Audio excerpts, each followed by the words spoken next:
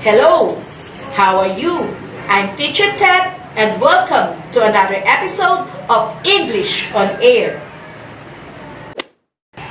Did you miss our celebration of the National Reading Month? Don't worry, because today's episode focuses on one of the areas in reading. For today's lesson, our learning goals are: differentiate one reading styles from another, and identify the appropriate reading styles used in a given situation. Are you familiar with these reading materials? Have you read any of them? How much time do you allot in reading these materials? Do you use any techniques in reading them? These pictures are related to our lesson today, which is the reading styles. Reading is an important skill that we need to learn. It enables us to interpret written symbols and understand printed materials. So, let me ask you, why do you read? Well, there's a lot of reasons why people read. It could be to get information, discover new things, to be entertained, and be relaxed. For these purposes, you may use scanning, skimming, intensive, and extensive reading. Let's know more about these reading styles. Skimming. This is speed reading, used to quickly identify the main idea or the general overview of the material without reading the entire text. In skimming and selection, read the first sentences of paragraphs as these usually contain the topic sentence or main idea. Look for visual cues such as titles, headings, keywords, and pictures illustrations to get the main points. Look for key terms that answer the what, why, and how questions. What do we usually skim? Nonfiction texts like textbooks, journal articles, essays, news articles are suitable for skimming. We use skimming to overview the chapters of textbooks. To skim an article, we read the abstract and the first sentences of every paragraph to know its main idea. Reading a newspaper articles requires skimming if we want to know what it's about, but if we need specific details from it, it becomes scanning. Here's an article about COVID-19 from the World Health Organization. Let's skim this text and identify its main idea.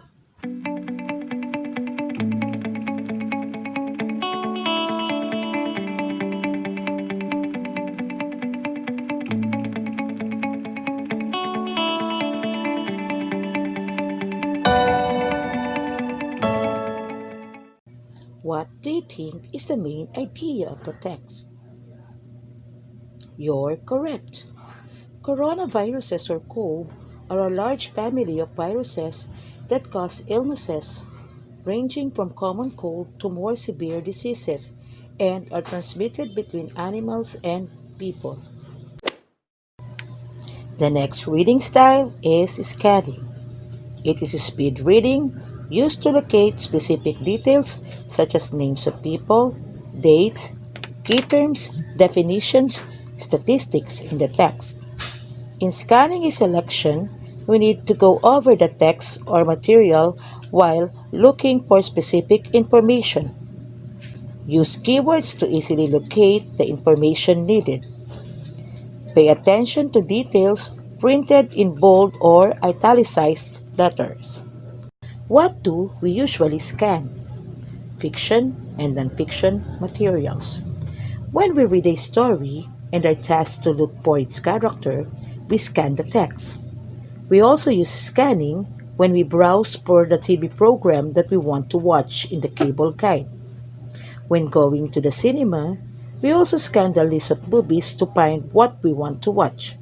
If we are reading a newspaper and we want to know the total number of active COVID cases in the Philippines, we use scanning. Here's an article that we used previously. Let's scan the text and look for the common signs and symptoms of COVID-19. In order to do that, Let's use keywords like common signs and symptoms and run over the text.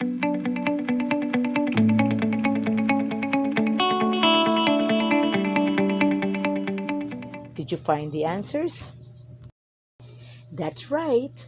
The common signs and symptoms of infection are fever, cough, shortness of breath, and breathing difficulties. So easy, right? That's scanning.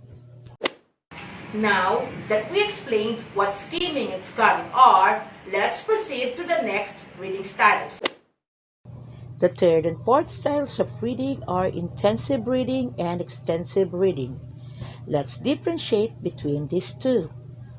In doing intensive reading, we use shorter texts, while in extensive reading, we use longer text. In intensive reading, we read to get detailed information with emphasis on precise understanding, while in extensive reading, we read for entertainment and pleasure. Also, in intensive reading, understanding every word in the text is necessary. It helps the reader understand unfamiliar words used in the text by deducing the meaning of the words.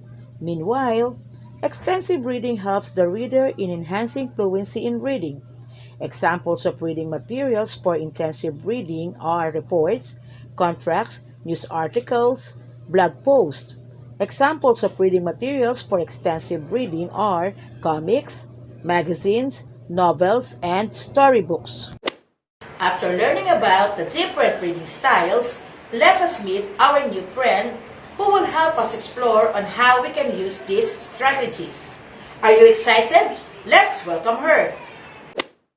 Hello everyone, my name is Teresa and I will show you my daily routine, especially my activities as a student during the new normal.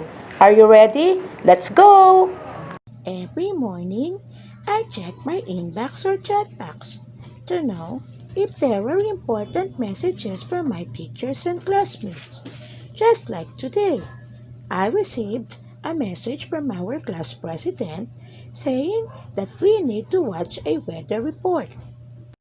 What kind of reading style did Teresa use? That's correct. Scanning. She made up her bed and took a bath. While eating breakfast, she turned on the television. What time is the weather report? How will I know? Aha! I need to check the TV program schedule.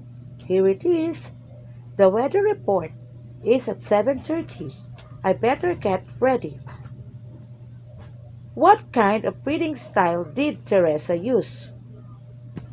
Good job! It's scanning. After watching, she started reading the activities in her module and worksheet for weeks 7 and 8.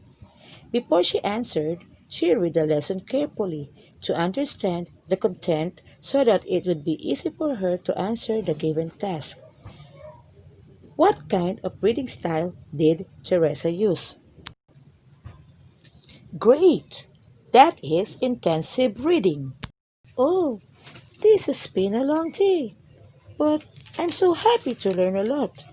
I feel sleepy now, but I want to read a few pages from my favorite Wattpad story. What kind of reading style will Teresa use? Excellent! It's extensive reading. I almost forgot that my favorite blogger uploaded a new article. Maybe I'll check out its title to know what it's about. What kind of reading style did Teresa use? That's correct. Skimming. So that's Teresa and her daily routine. I hope you learned something about her application of reading, which we can use on our daily task. Before we end this lesson, let us have a short quiz. You are going to identify what reading styles is appropriate for each situation.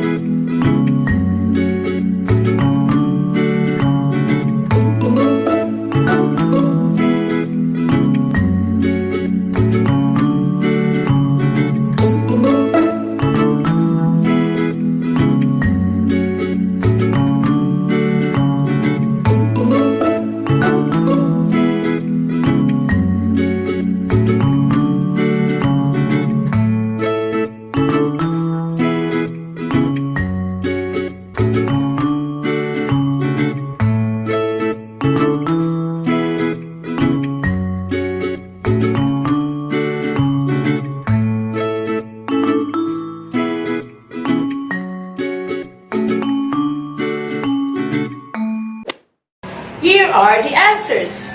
Did you get it all correct? Congratulations!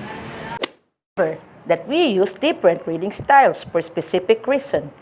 We use skimming when we want to read something quickly to get the main idea of the text. Scanning, on the other hand, is fast reading to locate specific details and information in the text such as people, dates, key terms, definitions, statistics. Intensive reading is reading in details with a specific task in mind, while extensive reading is reading longer text for pleasure and to develop general reading skills. Before we end this episode, I will leave you this challenge. Hashtag Flex Your Love for Reading. In line with the celebration of the National Reading Month, pick all the items you've read today and write a word or phrase about it. Let's do this challenge and spread our love for reading. Frank Serafini said, "There is no such thing as a child who hates to read. There are only children who have not found the right book. May you find a book that will ignite your love for reading." I hope you've learned a lot today. This is Teacher Ted, and it's a wrap for this episode of English on Air. See you next time!